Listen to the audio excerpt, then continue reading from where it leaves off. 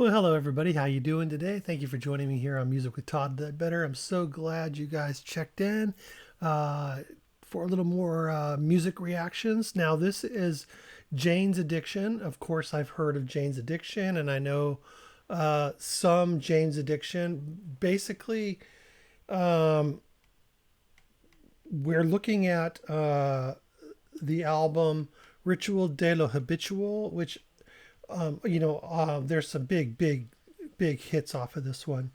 But I don't think I've ever heard the whole album through. And I have a request or a recommendation here from Louie over on Ko-Fi. You can go over to Ko-Fi and make some recommendations as well, and I'll get them out the next day for you if you like. But this song's called 3 Days, and this is from their 1990 release. So they have a couple albums before this, and let's see. Well, I'm going to look at it again because I looked at I thought that was their first album, but it's not. So Nothing Shocking. They had Jane's Addiction live in 1987, and then they had Nothing Shocking. And I was just looking at the title track. And so Jane Says is the only one I really recognize off that, but I may have heard other ones. I remember I was visiting my mom, and she lived in the Bay Area, back in the early 90s. And I went to a thrift store in Berkeley. I forget the name of the thrift store, real hip thrift store. Shoot, we have one down here in town now even. You could sell your clothes to them, and they pick through it, and then they put them on the shelf. I forget. So, they actually buy clothes from people. You don't just donate them. What's the name of that place? I forget.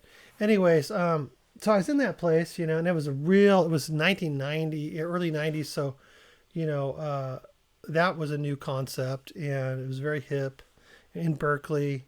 And Jane's Addiction was playing, and it's I tell the story about the first Tom Petty album when I walked into the record store and heard that playing on the just right in the entryway on a record player. And I was floored by it. And same with the first Jane's Addiction time I heard them. Now, it was probably their first album, I bet, with Caught Stealing and that. But by the time this one hit, boom, it was all over. It was all over. So we're going to listen to a song called 3 Days. Can't tell you if I know it or not. So we're just going to play it and see what we get. Let's check it out. At this moment, you should be with us, feeling like we do, like you love to, but never will again. Miss you, my dear, miss you, my dear Ziola.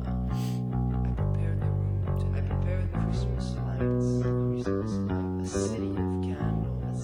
This is actually track 6 on their album.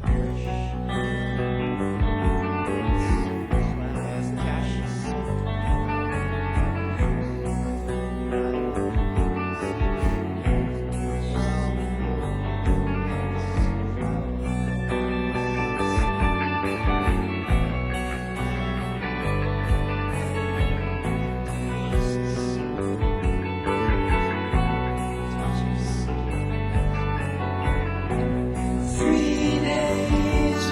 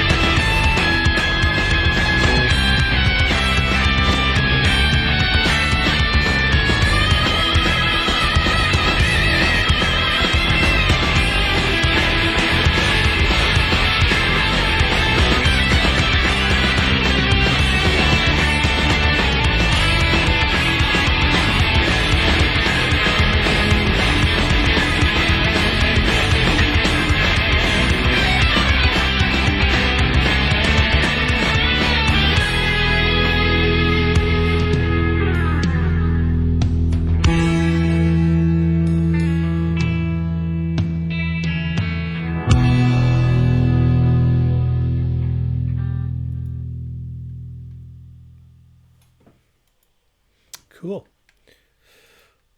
So I couldn't tell you if I've heard that song before. I mean, I feel like I must have, but I basically have never heard that song before. But I feel like how could I not have, like at the very least at like some kind of house party, and this album was like playing, you know, uh, I would just have to imagine because they were huge, and no, it was just seemed like to me, I'd never really heard anything like that at that point. Like I said, I don't remember if it was their first album or this or their, which studio album I heard first, but it was just their style on both of them. It was so unique. Never really heard anything quite like that. What is this? The singer's name is, what is it? Perry Farrell? Is that right? It sounds right, but it also sounds like I might be missing it a little bit. Is it Perry Farrell though? Isn't it? Yeah, I think. Anyways, God, it's been so long. Even though I know he's actually still quite relevant. He's done a lot of interesting things. Lollapalooza, I know he was headed that up, and that was kind of his brainchild. So, and seems like they released an album recently within the last few years. I can't really remember. I should just look. But it's just such an amazing sound. It was just like, wow. I never really got into them, honestly, as like a favorite band. And I don't think I really even ever listened to, like any of their stuff all the way through on my own. I don't think I owned anything. So it looks like 2017, Alive at 25. Oh no, that's, what is that? Is that like a redo of Ritual Habitual? Oh, Alive at, oh, so it's live. So they're doing Ritual Habitual or something, sort of. I just saw other songs on there that aren't.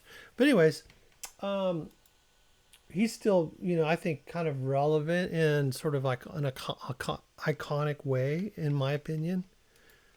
Perry Farrell, that is.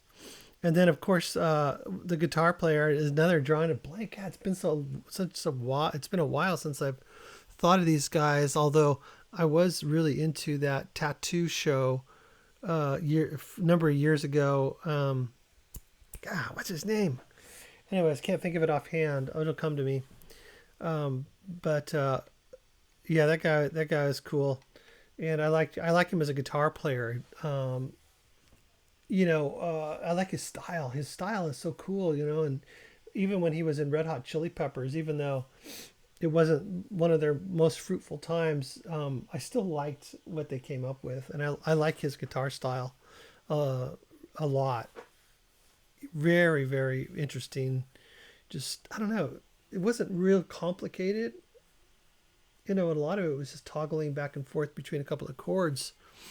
But just the mixture of, I think the saturation of tones was interesting, of guitar. It was just kind of saturated, sort of like, and the bass was pretty funky, and the drums, it was like, I don't know, it's just a weird combination, almost like garage band, yet, but not, but like almost like garage band, but very artistic, and very, very good.